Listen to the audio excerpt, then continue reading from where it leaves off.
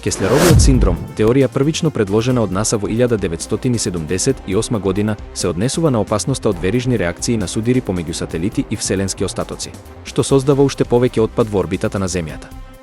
Со над 10.000 активни сателити и проценета количина од 100 трилиони парчиња остатоци, ризикот од судири значително се зголемува. Последиците од Кеслеровиот синдром би можеле да бидат катастрофални, вклучувајќи уништување на сателити важни за комуникација, навигација и предвидување на временските услови, што би имало далекосежни последици за секојдневниот живот и различни индустрии. За да се спречи ова сценарио, експертите предлагаат различни решенија, вклучувајќи рециклирање на вселенскиот отпад и деорбитирање на остатоците. Европската вселенска агенција поставила амбициозни цели за справување со проблемот, вклучувајќи неутралност во поглед на отпадот до 2030 година и повторна употреба на делови од вселенски мисии до 2050 година.